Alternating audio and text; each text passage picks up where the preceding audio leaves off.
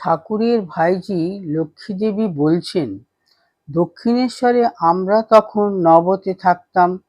ঠাকুরের শোবার বসবার ঘরখানিতে লোকজন থাকলে তিনি ইশারায় নাকের কাছে একটি গোল চিহ্ন দেখিয়ে মাকে বুঝতেন মার নাকে নথ ছিল। আবার নবতকে বলতেন খাঁচা। আমাদের দুজনাকে সুখসারি। মা কালীর প্রসাদ ফল মূল মিষ্টি তার ঘরে নামলে রামলাল দাকে বলতেন নিজের নাকের কাছে ওইরূপ চিহ্ন দেখিয়ে, ওরে খাঁচায় সুখসারি আছে, ফল মূল ছোলা টোলা কিছু দিয়ে আয়। বাইরের লোকে বুঝতো বুঝি সত্যি সত্যি পাখি আছে। মাস্টার মহাশয় প্রথম প্রথম ওই ধারণা ছিল। নানান জায়গায় মেয়েরা সব এসে মাকে কত কি বলতো। ঠাকুরের কানে মাঝে মাঝে সেসব কথাও যেত। তিনি মাকে বলতেন, দেখো ওরা সব এসে হাঁসপুকুরের চারধারে ঘুরে বেড়ায়, আর আমায় দেখে শুনে গিয়ে সব আপনাদের ভেতর কত কি কথাবার্তা কয়, আমি সব টের পাই।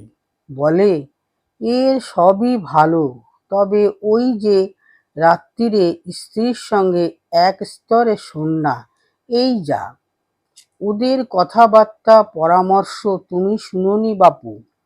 ওরা সব বলবে আমার মন ফেরাতে ওষুধ পালা করো। দেখো বাপু, তাদের কথায় আমায় ওষুধপালা করোনি। আমার সব আছে, তবে ভগবানের জন্যে সব শক্তি তাতে দিয়ে রেখেছি। মা আলতো আলতো ভাষায় জবাব দিতেন, না না, সে কি কথা। নবতে তখন ওইটুকু ঘরে কিন্তু কি করে যে কুলিয়ে যেত তাই এখন ভাবি। ঠাকুরেরই খেলা। মা, আমি আর একটি মেয়ে।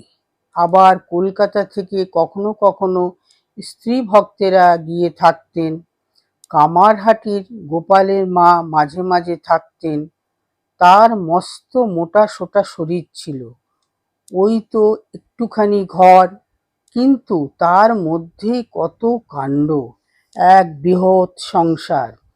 আমাদের সব জিনিসপত্র, রাঁধবার সাজ সরঞ্জাম, তেল নুন লঙ্কা তেজপাতা ফোড়ন মশলা চালুনি কুড়ুনি বাসন কোসন হাঁড়ি কুড়ি ভাড়ার সবই থাকতো।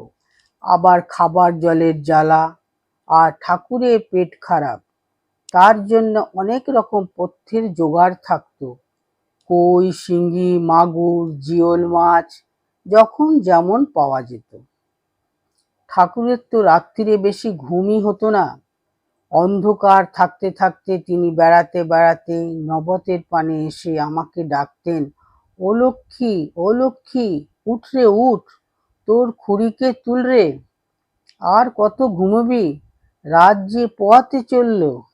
এইবার কাক কোকিল ডাকলো বলে মার নাম কর। শীতের সময় ও সাড়া পেলে মাঝে মাঝে মা লেপের ভেতর শুয়ে শুয়ে আমাকে আস্তে আস্তে বলতেন, তুই চুপ কর, ওর চোখে ঘুম নাই, এখনো উঠবার সময় হয় নাই, কাক কোকিল ডাকে নাই, সাড়া দিস না। সাড়া না পেলে তিনি নিজে উপরে উঠে জল নিয়ে দরজার গোড়া চৌকাঠের ফাঁক দিয়ে বিছানা লেপের উপর গড়িয়ে ঢেলে দিতেন। তখন সব ভিজে যাবার ভয়ে তাড়াতাড়ি অগত্যা আমাদের উঠে পড়তেই হতো। এক একদিন বিছানা ভিজেও যেত। ঠাকুরের মাথার চুল পেকেছিল দু চার গাছা, দাড়িরও কিছু কিছু।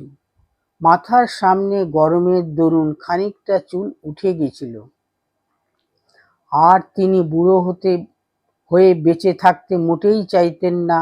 বলতেন, লোকে যে ওই বলবে রানী রাসমণির কালীবাড়িতে একটা বুড়ো সাধু থাকে, সে কথা আমি সইতে পারবো নি বাপু। মা বললেন, ও কথা কি বলতে আছে, তোমার কি এর মধ্যেই যাবার সময় হয়েছে? আর বুড়ো হয়ে এখানে থাকলেও লোকে বলবে রাসমণির কালীবাড়িতে কেমন একজন পীর বিন সাধু আছেন। ঠাকুর বললেন, হ্যাঁ, লোকে তোমার পীরবিন মিরবিন অতশত বলতে যাচ্ছে আর কি।